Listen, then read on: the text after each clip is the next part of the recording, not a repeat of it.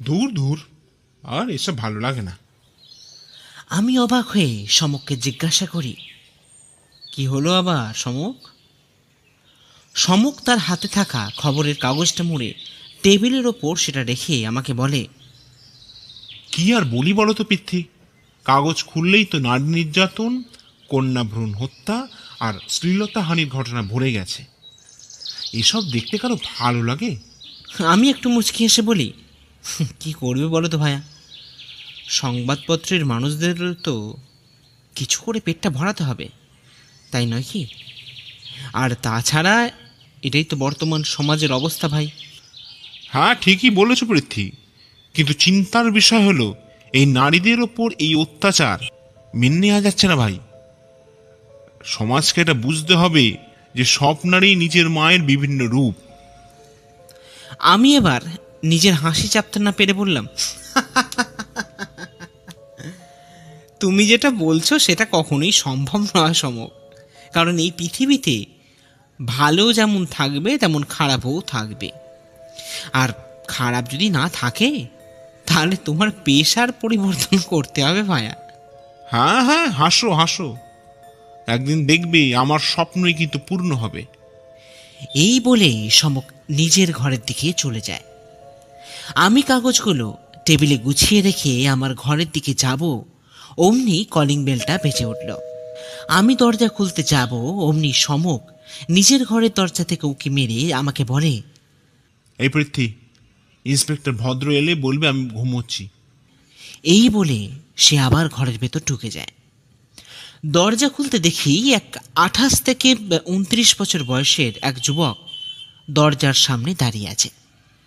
আমাকে দেখে নমস্কার জানিয়ে সে বলে, আচ্ছা, সমকবাবু আছেন? কিন্তু আশ্চর্যের বিষয় যেটা ঘটল সেটা হলো, ছেলেটার প্রশ্ন শুনে সমক তার গায়ে পাঞ্জাবি গলাতে গলাতে আমার পেছন থেকে বলে ওঠে, না, নেই। ছেলেটি এটা শোনার পর গোবেচারা মুখ করে আমাকে জিজ্ঞাসা করে, নেই? আমি বলি, আরে আছেন আছেন, যে আপনাকে বলল তিনি সমক সেন। ও, তাহলে? এবার সমক চশমাটা গলিয়ে আমাকে সরিয়ে বলে উঠল, তাহলে আবার কি? এত কথার কি আছে? হে, এই বলে তার হাত ধরে ঘরে ঢুকিয়ে নেয় সমক। সত্যি সমকের এই সমস্ত শিশুসুলভ আচরণ আমি ওর বন্ধু বলে বুঝতে পারি, কিন্তু এই ছেলেটির মতন নতুন মানুষরা চিনতেই পারে না সমককে। হয়তো সমকও সেটাই চায়।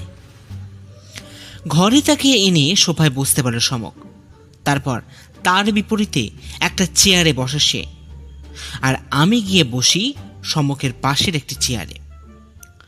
সমক একবার চশমার ওপর দিয়ে ছেলেটির আপাত মস্তক দেখে বলে, তার নামটা কি? ছেলেটি আমতা আমতা করে বলে, আগে মানে আগে ঋষিনাথ মুখার্জি। বেশ, তবে অত বড় নামে আমি ডাকতে পারবো না হে ছোকরা, বরং ঋষি বলি ডাকি। এরপর কিছু একটা ভেবে সমক আবারও বলে, তাই অধম গোয়েন্দাকে দরকার হলো কেন? আসলে আমার বাবার খুব বিপদ সমকবাবু। ও, এইসব কথা শোনার সময় আমার নেই, আসল কারণটা কি ঘটেছে সেটা বলো। ঋষি সামনের টেবিলে রাখা গ্লাস থেকে জল ঢকঢক করে পান করে তারপর বলতে শুরু করলো, আসলে আমার বাড়ি বর্ধমান জেলার একটা ছোট্ট গ্রামে। আমার পূর্বপুরুষ সেই গ্রামেরই জমিদার ছিলেন, আর ছিলেন কেন, এখনো আছেন।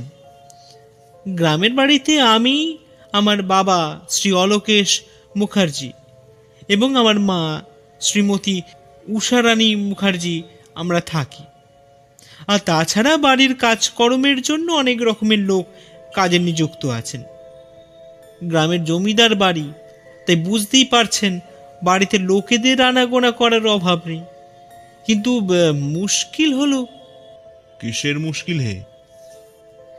আসলে গত 6 মাস আগে আমাদের বাড়িতে একটা দুর্ঘটনা ঘটে যায়। এবার আমি বলি, কিরকম দুর্ঘটনা? আমাদের বাড়িতে মায়ের দূর সম্পর্কের এক দাদার মেয়ে আমাদের বাড়িতে থাকতে আসেন। বলা ভালো, থাকার সঙ্গে সঙ্গে বাড়ির কাজ, মায়ের দেখাশোনা আর তোমার ভালোবাসা, তাই তো? সমকের এই রকম কথায় আমরা দুজন চমকে উঠি। ছেলেটি তাড়াতাড়ি বলে ওঠে, হ্যাঁ, আসলে লজ্জা করে না? বোনের সঙ্গে প্রেম করেছো? না, আপনি ভুল ভাবছেন সমকবাবু। আসলে ওরা মায়ের বাবার বাড়ির গ্রামের মানুষ, তাই ও, তাই ফস করে প্রেমটা করে বসলে? হ্যাঁ, ভালোবাসতাম দেবীকে। আমি বলি, কেন এখন ভালোবাসা নেই আর? না, আসলে গত 2 মাস আগে দেবী মারা যায়। তবে ও মারা গেল কেন সেটার কারণ ধোঁয়াশা। সে যাই হোক, আসলে আমাদের বাড়িতে খুব ধুমধাম করে দুর্গা পুজো করা হয়। এবারেও তার অন্যথা হচ্ছে না। আমাদের গ্রামের একমাত্র পুজো বলতে পারেন এই আমাদের বাড়িতেই। তাই বাড়িতে প্রচুর মানুষের আনাগোনা লেগে থাকে এই সময়। বলি, ও ছোকরা, তোমার দুর্গাপুজো রচনা শোনবার জন্য কি এলে নাকি আমাদের বাড়িতে? না না, ক্ষমা করবেন সমকবাবু। আসলে পরশু সকালে বাবা প্রতিদিনের মতন ঘুম থেকে উঠে এই রান্নাঘরে যান। দেখেন একটা চিরকুট তার শোয়ার ঘরের দরজার তলায় কেউ গলিয়ে দিয়ে চলে গেছে। এই দেখুন, এটা আমি সঙ্গেই এনেছি। ঋষি সেই চিঠিটা সমকের হাতে দিতে আমিও কি দিয়ে দেখি, তাতে লেখা, অন্যায়ের শাস্তি তুমি পাবে অলোকেশ মুখার্জি। এই পুজোতেই তুমি শেষ হবে। আমি লক্ষ্য করলাম সমকের ভ্রু কুঞ্চিত হয়েছে। সে চিঠিটা ঋষির হাতে ফেরত দিয়ে বলে, তা কিসের অন্যায় হে ঋষি বাবু? সেটা আমি কিংবা বাবা কিছুই বুঝতে পারছি না সমকবাবু। এবার আমার বাবাকে আপনি বাঁচান। কোথা থেকে বাঁচাবো? না না, সেটাই তো তোমরা জানো না হে। দেখুন, এই প্রশ্নের উত্তর পাওয়ার জন্য আপনাকে আমাদের সঙ্গে আমার গ্রামের বাড়িতেই যেতে হবে। আমার বাবা কিন্তু খুব আশা করে বসে আছেন আপনাদের জন্য। তাই যদি এবার সমক চেয়ার ছেড়ে উঠে ঘরে পায়েচারি করতে করতে বলে, আচ্ছা পৃথ্বী, তুমি পুজোতে একটু বেড়াতে চেয়েছিলে না? আমি বলি, হ্যাঁ সে তো চেয়েছিলাম, একঘেয়ে জীবন, তাই আর কলকাতাতে ভালো লাগছে না ভাই। কিন্তু তোমার তো সময়ই হয় না। এবার সমক হাঁটা থামিয়ে আমার দিকে ফিরে বলে, এবার হবে ভায়া, এবার হবে। আপনি তাহলে যাবেন সমকবাবু? যাবো বই কি। তবে পুজোতে খাতির যত্ন পাবো তো হে ছোকরা। আপনি যে আমাদের উপকার করতে আমাদের বাড়ি আসছেন, সেটাই তো বড় ব্যাপার সমকবাবু। আপনি আসুন না, দেখবেন আপনার যত্নের কোনো ত্রুটি হবে না। আজ 11ই অক্টোবর। আমি আর সমক রওনা দিলাম ঋষির বাড়ির উদ্দেশ্যে। যখন আমাদের গাড়ি ঋষিদের বাড়ির গাড়ি বারান্দায় পৌঁছালো, তখন দেখি 10টা বেজে গেছে। গাড়ি থেকে নামতে দেখি এই যে বিশাল ব্যাপার।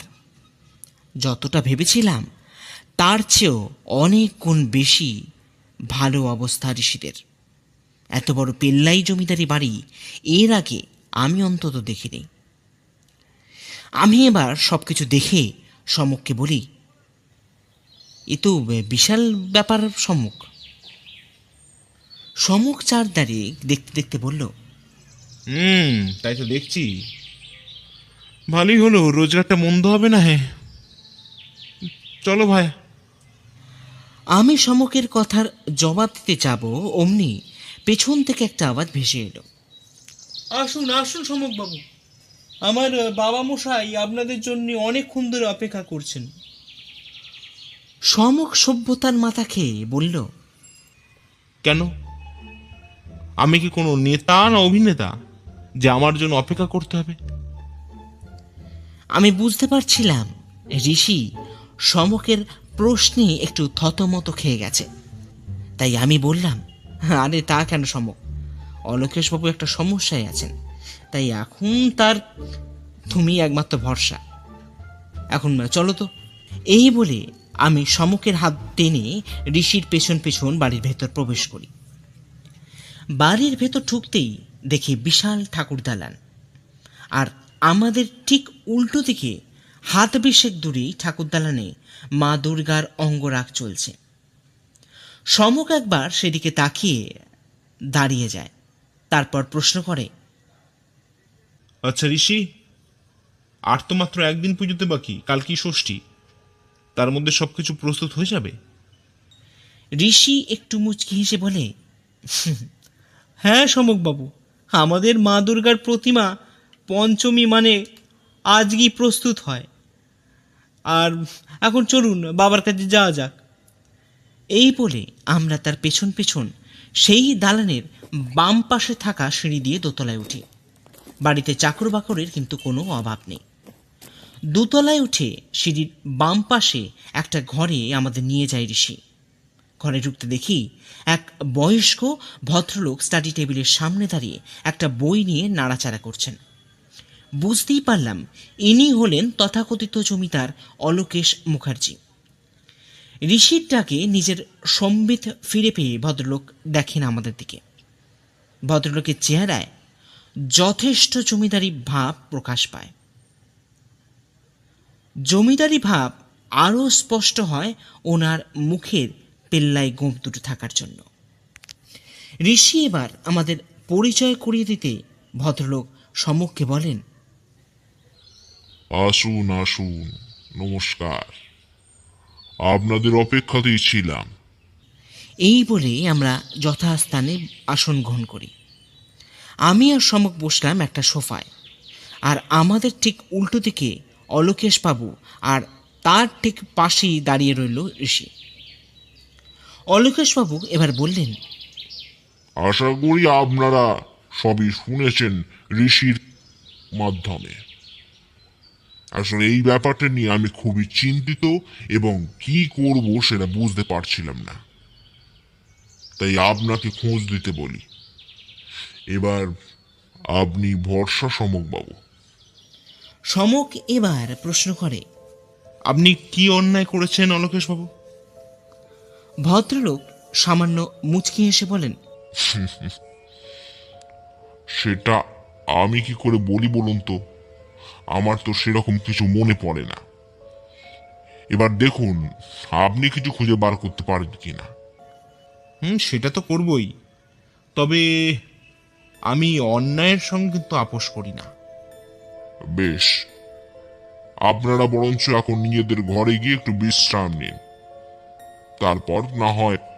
আমরা অলোকেশবাবুকে বিদায় জানিয়ে সেখান থেকে বেরিয়ে আবারও দোতলায় বারান্দায় বেরিয়ে আসি।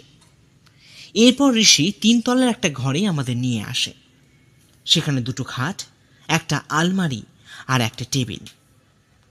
সব কিছুই এত পরিষ্কার এবং যত্নশীল যে দেখলেই অবাক হতে হয়। ঋষি এবার বলে, মানে আচ্ছা সমকবাবু, এটা আপনাদের ঘর, আপনারা একটু রেস্ট করে নিন, পরে আপনাদের সঙ্গে কথা হচ্ছে। এই বলে সে সেখান থেকে চলে যায়। সমক এবার ঘরের জানলার সামনে দাঁড়িয়ে একটা সিগারেট ধরিয়ে বলে, পৃথ্বী, সব জট পাকিয়ে যাচ্ছে ভাইয়া। আমি বলি, হ্যাঁ সেই তো লাগছে। তাহলে এখন কোথা থেকে শুরু করবে সমক? সময়ের অপেক্ষা ভায়া, সময়ের অপেক্ষা। আর চারিদিকে মানুষদের লক্ষ্য করতে হবে। বলা যায় না কোথা থেকে কি ক্লু পাওয়া যায়। আর সেটা তো তুমি ঠিকই বলেছ, তবে শুরু কোথা থেকে করবে সেটা কি ভাবলে?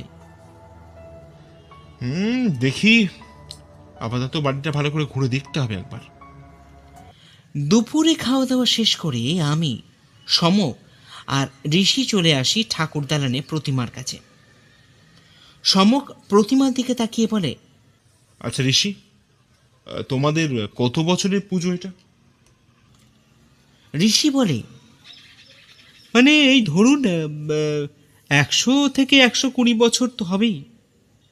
এবার সমক ঋষির দিকে ফিরে বলে, তোমার মাকে তো দেখতে পাচ্ছি না ঋষি। ঋষি একটু থতমত খেয়ে বলে, আসলে মা কারোর সাথে দেখা করেন না সমকবাবু। এমনিতেই তার শরীর খুব একটা ভালো যাচ্ছে না আজকাল, তাই কিন্তু আমার তো কিছু প্রশ্ন করার ছিল ওনাকে। মাফ করবেন সমকবাবু, মা কথা বলতে পারেন না, আর তাছাড়া মাকে বিরক্ত না করলেই ভালো হয়। বেশ, আপনি যখন বলছেন তখন বিরক্ত নাই বা করলাম। এরপর আমরা হাঁটতে হাঁটতে এগিয়ে যাই বাড়ির পেছন দিকে পুকুরের পাড়ে। সেখানে ঘাটের পাশে বাঁধানো উঁচু চাতালে বসে থাকি আমরা তিনজন। সেখানে বসে সমক বলে, তা ঋষি, দেবী কি করে মারা যায়? এই প্রশ্নের পর ঋষি বেশ কিছুক্ষণ চুপ করে থাকে। তারপর পুকুরের দিকে তাকিয়ে বলে, মানে গলায় দড়ি দিয়ে সমকবাবু। এর পেছনে কোনো কারণ আছে খুঁজে পেয়েছো নাকি?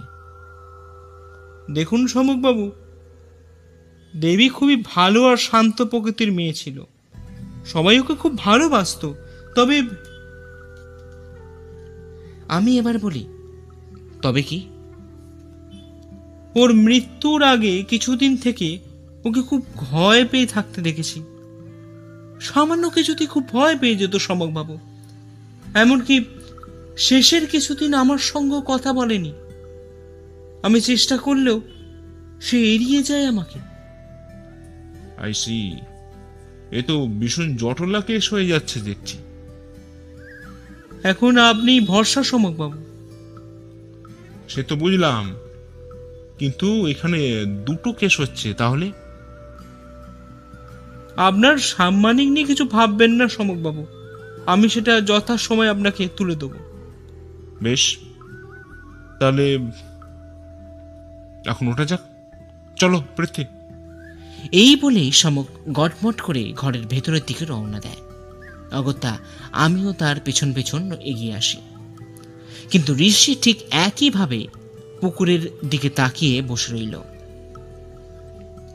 সেদিন আর তেমন কিছুই ঘটেনি। তবে সন্ধ্যার সময় সমক একবার বাড়িটা ঘুরতে আবারও যায়। আমি যাওয়ার কথা বলতে বারণ করে দেয়, তাই আমি লেখালেখি নিয়ে ব্যস্ত হয়ে পড়ি। আজ মহাষষ্ঠী। সকাল থেকেই এই বাড়িতে লোকজনের আনাগোনা শুরু হয়ে গেছে। সকালে সমকের ডাকে ঘুম ভাঙলেও এখন সে প্রতিমার সামনে দাঁড়িয়ে। আমি তাড়াতাড়ি প্রস্তুত হয়ে সমকের কাছে চলে যাই। সত্যি একটা রাতের মধ্যেই প্রতিমার কাজ সম্পূর্ণ হয়ে গেছে। দেখলাম ঠাকুর মশাই বেলতলায় পুজো আরম্ভ করে দিয়েছেন। এবার আমি সমককে বলি, কি হলো সমক, কিছু উত্তর পেলে নাকি? সমক কোমরে হাত দিয়ে চারিপাশের মানুষজন আর পুজোর নিয়মকানুন দেখতে দেখতে বলে, কিছুটা পরিষ্কার হয়েছে, বাকিটা মনে হচ্ছে আজ রাতের ভেতরেই পরিষ্কার হয়ে যাবে। আমি এবার উত্তেজিত হয়ে বলি, পেয়ে গেছো? তবে কোন কেসটার? সবই মায়া পৃথ্বী, সবই মায়া। এখন চুপ করে যাও, ঋষি আসছে। আমি দেখি ঋষি আমাদের দিকে হাসতে হাসতে এগিয়ে আসছে। সে এবার আমাদের সামনে দাঁড়িয়ে বলে, মানে কিছু মনে করবেন না আপনারা, মানে আসলে বুঝতেই তো পারছেন বাড়ির আমি একমাত্র সন্তান, তাই পুজো নিয়ে আমি একটু ব্যস্ত হয়ে পড়েছি। তাই কিছু যদি দরকার লাগে তাহলে আমাকে আবার বলবেন। আমি বলি, না না, ওসব কিছু ভাববেন না। এবার সে সমককে প্রশ্ন করে, সমকবাবু কিছু সমাধান করতে পারলেন নাকি? সমক বলে, নিজেরা সমস্যা তৈরি করে জটিল করে দেবেন সব ব্যাপার। এত তাড়াতাড়ি কিচ্ছু হবে না। এই বলে সে সেখান থেকে চলে যায়। আমি ঋষিকে বলি, কিছু মনে করো না ভাই, আসলে ও একটু চাপেই আছে, তাই। এই বলে আমিও সেখান থেকে প্রস্থান করি। ঘরে ফিরে যাওয়ার পর আমি সমককে বলি, আচ্ছা সমক, ঋষির সাথে অমন ব্যবহার করা কি খুব একটা দরকার ছিল? সমক বিছানায় চিত হয়ে পায়ের ওপর পা তুলে পাখার দিকে চেয়ে বলে, ব্যবহার কি আর দেখলে হে পৃথ্বী?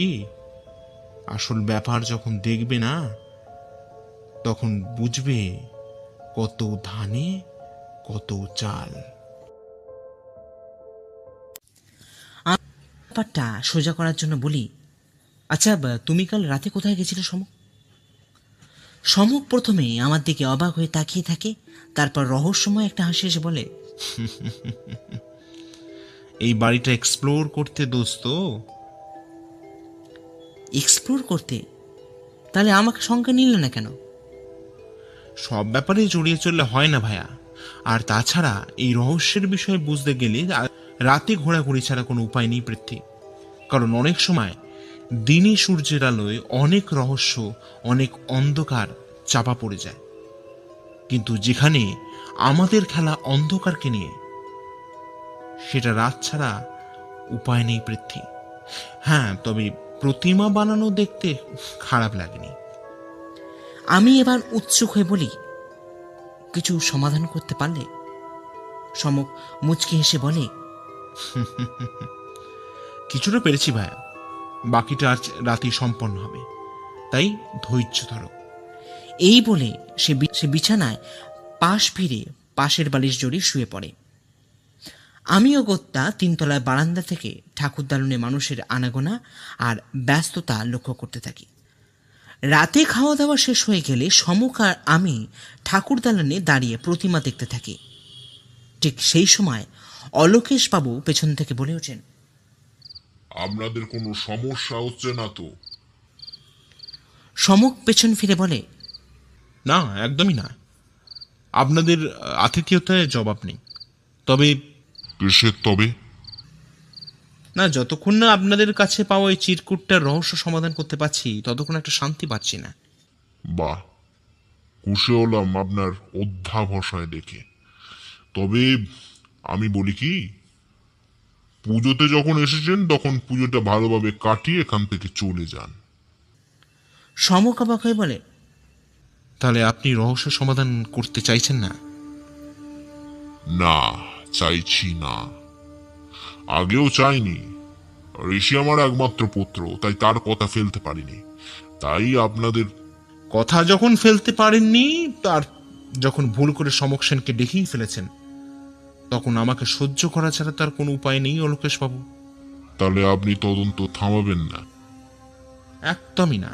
তা আপনি কি ভয় পাচ্ছেন নাকি? ভদ্রলোক একটু হকচকিয়ে বলেন, কিসের ভয়? জমিদার অলোকেশ মুখার্জি কাউকে ভয় করে না। এই বলে চলে যেতে গিয়ে অলোকেশ বাবু একবার থেমে পেছন ফিরে বললেন, মনে রাখবেন সমক বাবু, আমার কথার অবাধ্য হলে তার ফল ভালো হয় না। এই বলে চলে গেলেন অলোকেশ বাবু। আমি এবার সমককে বলি, সমক, ব্যাপারটা কিন্তু খুব গুরুতর দিকে যাচ্ছে, কিন্তু এরপরেও কি এখানে থাকা উচিত হবে? সমক মৃদু হেসে বলে, উনি এখনো সমক সেনকে চেনেননি পৃথ্বী, তাই ভাবনাটা বন্ধ করো, আর চলো ঘরের দিকে ফেরা যাক। এই বলে আমরা ঘরে ফিরতে যাব, অমনি দেখি দোতলার বারান্দায় এক ভদ্রমহিলা আমাদের দিকে তাকিয়ে দাঁড়িয়ে আছেন।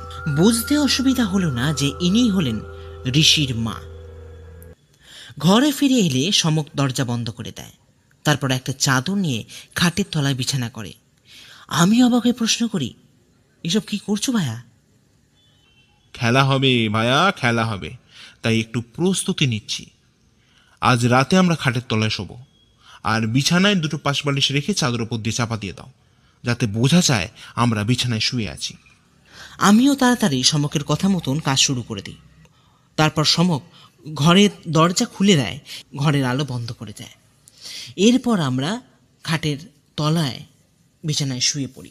এরপর যে কখন ঘুমিয়ে পড়েছি মনে নেই। হঠাৎ ঘুমটা ভাঙল একটা আওয়াজে। তখনও রাত্রি।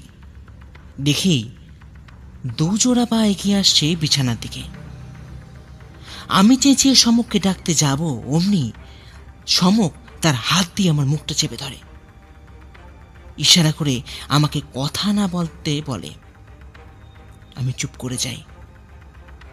সমক যেটা ভাবছিল আজ রাতে আমাদের সঙ্গে ঠিক সেটাই ঘটছে। তারা একে একে ছোঁড়া নিয়ে আঘাত করতে লাগলো বিছানার ওপর রাখা পাশের বালিশের ওপর। সত্যি ভাবলে কাঁটা দিয়ে ওঠে গায়ে। যদি ওই জায়গায় আমরা থাকতাম তাহলে কি অবস্থা হতো। গর্বে আর সম্মানে আমার বুকটা সমকের জন্য ভরে গেল। বাকি রাতটা যে কি করে কাটলো তা বোঝানো যাবে না। ভোর রাতেই আমার ঘুম লেগে যায়। পরদিন সকালে যখন ঘুম ভাঙে তখন দেখি সমক আমার পাশে নেই। সে গেল কোথায়? আমি এদিকে সেদিকে ফিরে তাকাতে দেখি একটা চিরকুট সমকের বিছানার পাশে রাখা আছে।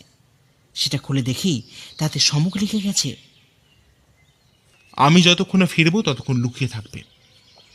খেলার লাস্ট মিনিট চলছে পৃথ্বী, তাই সব সময় প্রস্তুত থাকবে।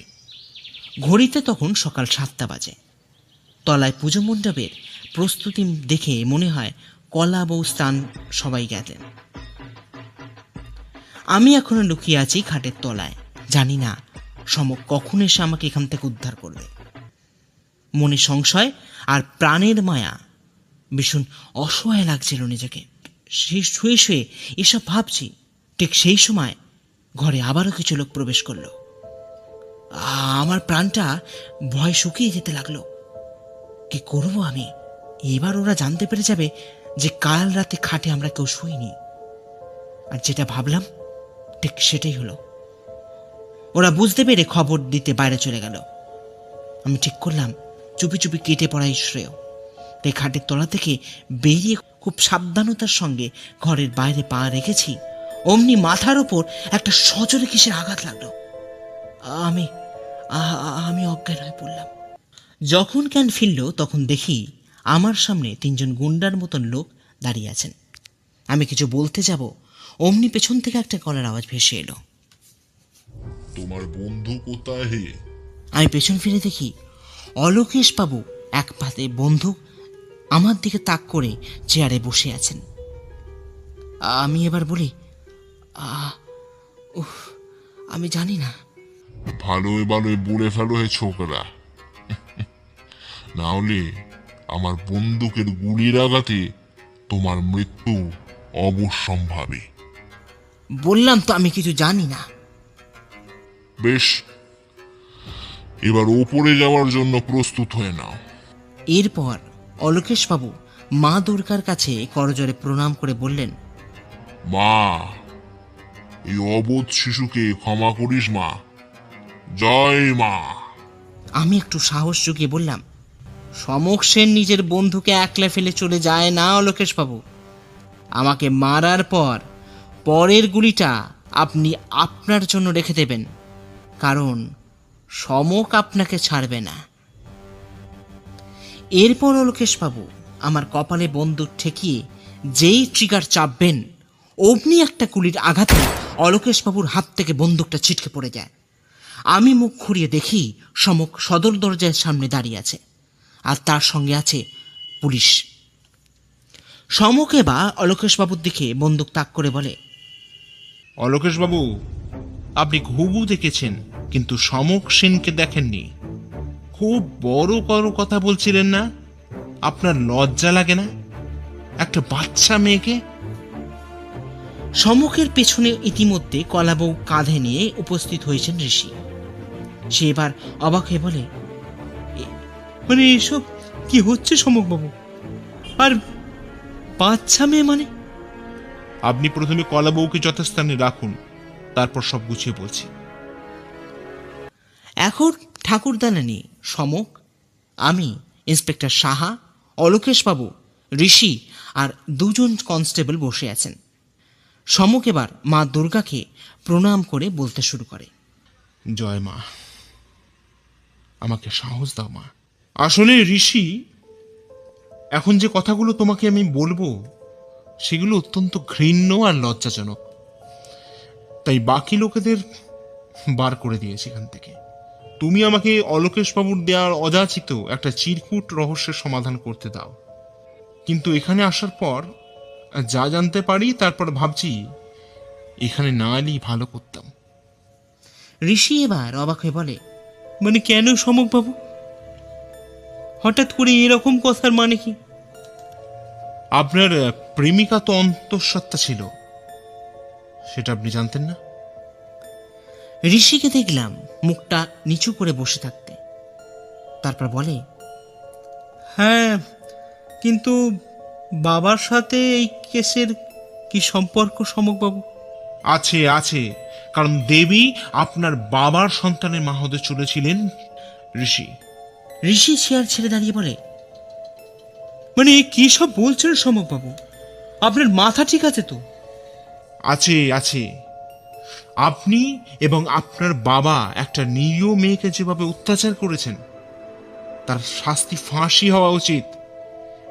কিন্তু দিনের শেষে আপনি অন্তত তাকে বিয়ে করার আশ্বাসটুকু দিয়েছিলেন।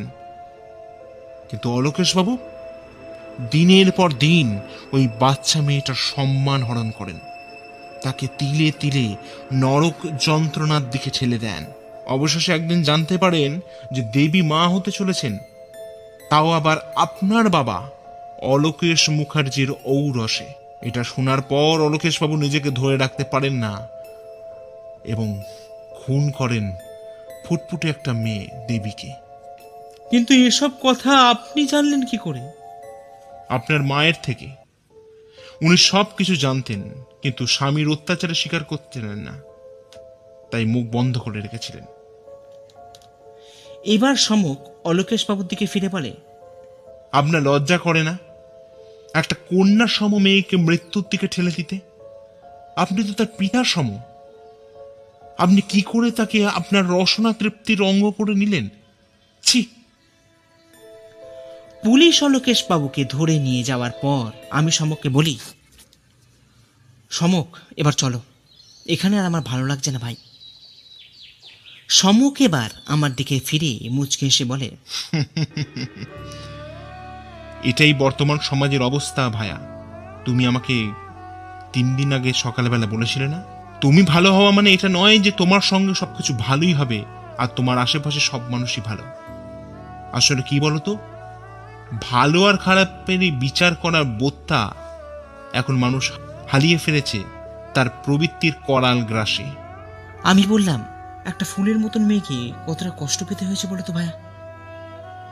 সমক এবার বলে, জানি দেবীকে খুব কষ্ট পেতে হয়েছে, কিন্তু এখানে তোমার কিংবা আমার কিছু করার ছিল না ভাইয়া। যেটুকুন আমাদের সাধ্যের মধ্যে ছিল সেটুকুন আমরা চেষ্টা করেছি। এখন এসো পৃথ্বী, জগৎজননী মা দুর্গার কাছে প্রার্থনা করি, জাগো মা, তুমি জাগো। দেখলাম ঋষির মা ঠাকুর দালানে শঙ্খ বাজাতে শুরু করলেন।